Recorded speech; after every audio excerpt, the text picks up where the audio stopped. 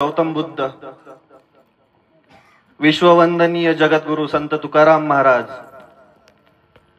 ज्या आईच्या कुशीतून या स्वराज्याचं बीज रोवल्या गेलं, ज्या मांडीवरती ते खेळले आणि त्या या महाराष्ट्रामध्ये घडले, असं ते मातृत्व राष्ट्रमाता राजमाता जिजाऊ भाऊसाहेब इतिहासाच्या पानावर, रेतेच्या मनावर, मातीच्या कणावर आणि विश्वासाच्या बाण्यावरती ज्यांनी राज्य केलं असे राजा शिवछत्रपती शिवाजी महाराज, छावा शिवछत्रपती शंभू महाराज, तरुणांचं आदर्श स्वामी विवेकानंद, कायमस्वरूपी आपल्या हृदयामध्ये क्रांतीची मशाल पेटवणारे शहीद आजम भगतसिंग, राजगुरू सुखदेव, अज्ञानाच्या अंधकारामध्ये ज्या ठिकाणी शिक्षण घेण्यासाठी परवानगी नव्हती अशा ठिकाणी ज्ञानाची मशाल लावणाऱ्या क्रांतीज्योती सावित्रीबाई फुले आणि महात्मा ज्योतिबा फुले,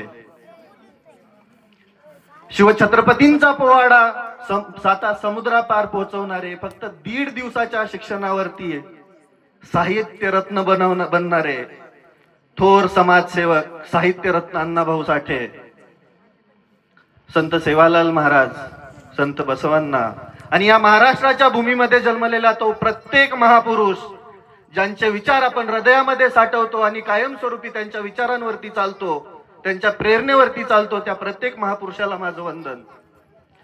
तुमच्या समोर उभा राहून मी अन्यायाविरुद्ध, तुमच्या समोर उभा राहून मी प्रत्येक प्रॉब्लेम समोर उभा राहून माझे 2 शब्द व्यक्त करू शकतो, मी माझी भावना मांडू शकतो. मला ते स्वातंत्र्य दिलं असे महामानव, विश्वरत्न, बोधिसत्व, प्रज्ञासूर्य, ज्ञानाचा अथांग सागर, प्रज्ञासूर्य, विश्वरत्न, विश्ववंदनीय भारतरत्न, ज्यांनी घटना लिहिली आणि त्या घटनेच्या जोरावरती हा भारत देश चालतो, असे महामानव डॉक्टर बाबासाहेब आंबेडकरांच्या चरणी माझा कोटी कोटी प्रणाम. जमलेले मायबाप, युवक युवती आणि जमलेल्या संपूर्ण समुदायाला माझा क्रांतिकारी जय भीम, जय शिवराय.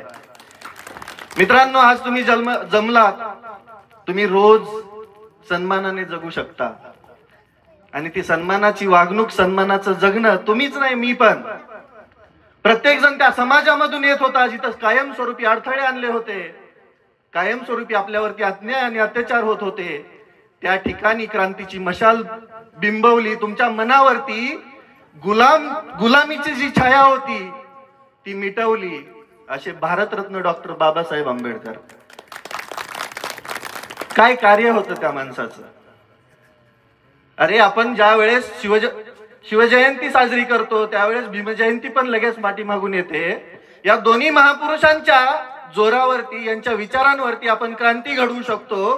त्यांचं कार्य जर आपण डोक्यामध्ये, आपण हृदयामध्ये साठवलं तर कायमस्वरूपी आपल्याला कोणाचीच गरज पडणार नाही. आणि मी तेच करतोय. डॉक्टर बाबासाहेब आंबेडकरांनी सांगितलं होतं, शिका, संघटित व्हा आणि संघर्ष करा, झालेल्या अन्यायाविरुद्ध आवाज उठवा. कारण की अत्याचार करणारापेक्षा अत्याचार सहन करणारा सगळ्यात मोठा गुन्हेगार असतो आणि आपण कायमस्वरूपी ते सहन करतो. आपल्याला उठावं लागेल, पेटावं लागेल, कारण की अजून पण आपलं काम संपलेलं नाही. समाजाला मुख्य प्रवाहामध्ये आणण्यासाठी आपल्याला सगळ्यात आधी शिकावं लागेल. डॉक्टर बाबासाहेब आंबेडकर कायमस्वरूपी आपल्यासाठीच झगडले ना. आपण त्याचा किती फायदा घेतला हे पण बघण्याजोगच आहे ना. आपण फक्त त्यांचे विचार 14 एप्रिललाच विचारात घेतो. पण माझं मत आहे, डॉक्टर बाबासाहेब आंबेडकरांना तुम्ही वर्षभर नाही, तुमचं जेवढं आयुष्य आहे तेवढ्या दिवसांमध्ये तुमच्या हृदयामध्ये साठवलं तर तुमच्या हृदयामध्ये कायम ती क्रांतीची मशाल राहील आणि तुमच्यावर अत्याचार करणारा कधी पैदा होणार नाही. आणि हीच शिकवण डॉक्टर बाबासाहेब आंबेडकरांची आहे. अरे, माणसाला पाणी पिण्याचा अधिकार नव्हता. ते म्हणतात ना, आज जर मी कोणत्या आजोबाला विचारलं तुमच्यातल्या की बाबा कसं होतं हो जीवन, ते म्हणते खूप अडचणीचं आणि हालाकीचं, जगू वाटायचं नाही, कारण की कायमस्वरूपी गुलामगिरी डोक्यावरती लादली होती. मग परत एकदा क्वेश्चन केला प्रश्न विचारला, आता कसं आहे? ते म्हटले या बापामुळं आता थाटात जगतोय. आणि ती देण आहे डॉक्टर बाबासाहेब आंबेडकरांची. आणि त्यांच्या विचारांवरती कायम चालत राहा, तुम्हाला कधीच काही कमी पडणार नाही. अरे दिवस रात्र जागून त्या रस्त्यावरच्या दिव्याखाली बसून अभ्यास करून डॉक्टर बाबासाहेब आंबेडकरांकडे 32 प्रकारच्या पदव्या होत्या. तुमच्याकडे किती विचार केलाय का? 9 भाषेंवरती प्रभुत्व होतं. प्रभुत्व म्हणजे काय माहिती आहे? खाड खाड खाड बोलू शकत होते. कधी विचार केलाय तुमच्यामध्ये किती किती त्यांनी सांगितलेले विचार साठवलेले नाहीये?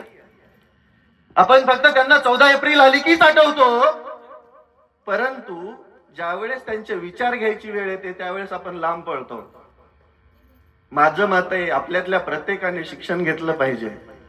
शिक्षण हे वाघिणीचं दूध आहे आणि तो जो पितो ना तो गुरगुरतो. मी तुमच्या समोर गुरगुरतोय, त्याचे देण फक्त डॉक्टर बाबासाहेब आंबेडकर आहेत.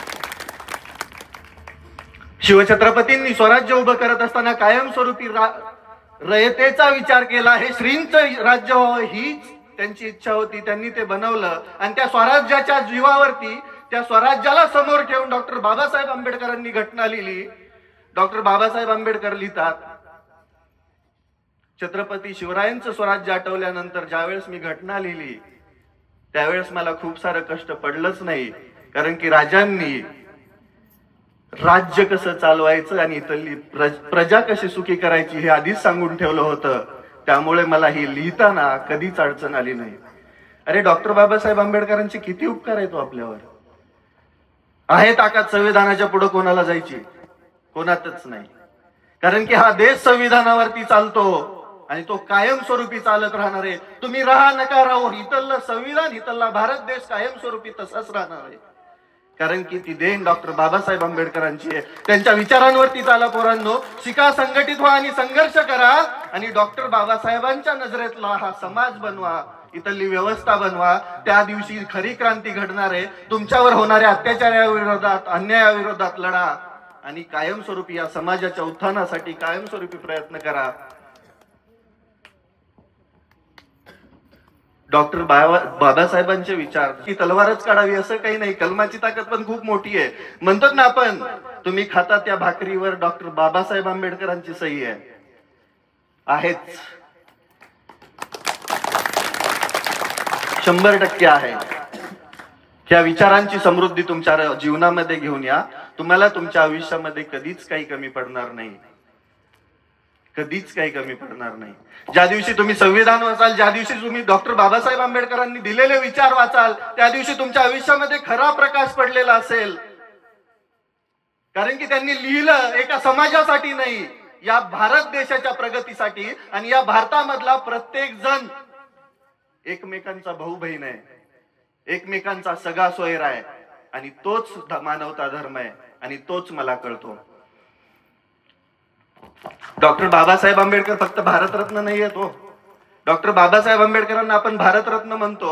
ज्या 49 लोकांना भारतरत्न दिला त्यांच्या पंक्तीच्या खूप खूप वरची उंची डॉक्टर बाबासाहेब आंबेडकरांची आहे. त्यांना विश्वरत्न म्हणायला पाहिजे. या जगाने त्यांचा आदर्श घेतला असे आमचे डॉक्टर बाबासाहेब आंबेडकर आणि त्यांचा आदर्श आपल्याला घेऊन जगावा लागेल.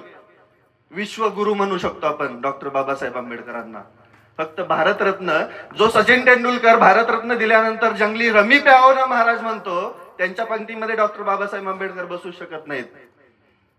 कारण की त्यांचं कार्य एवढं मोठं आहे आणि त्या कार्याची व्याप्ती आपण आयुष्यभर जरी वाचली तरी ती संपणार नाहीये. काय म्हणतात 32 प्रकारच्या पदव्या, जोक आहे. इथं एक BA ची डिग्री घ्यायला पोरग म्हणते असाइनमेंट लिहायला आपल्याला वेळ नाही. 32 प्रकारच्या पदव्या, 9 भाषांचं ज्ञान. ज्या मसुदा समितीवरती 7 सदस्य होते त्याच्यातल्या एकाही सदस्याने जबाबदारी घेतली नाही संविधान लिहायची, ती लिलया पेलली डॉक्टर बाबासाहेब आंबेडकरांनी. किती विद्वंत असेल हो. ज्ञानाचा अथांग महासागर म्हणजे डॉक्टर बाबासाहेब आंबेडकर. आणि त्यांच्या विचारांवरती चाला, त्यांच्या विचारांवरती मोठे व्हा, तुम्हाला कधीच काही कमी पडणार नाही. आणि हेच माझ्या 2 शब्दांमधून त्यांना प्रणाम आहे, त्यांना कोटी कोटी अभिवादन आहे. माझं बोलणं, मला हे काय भीमज्वाला युवा मंचाने जी मला बोलायची संधी दिली त्याच्यासाठी खूप खूप त्यांचा आभारी आहे. एक भूमिपुत्र म्हणून या पिंपरस गावाला मी जेव्हा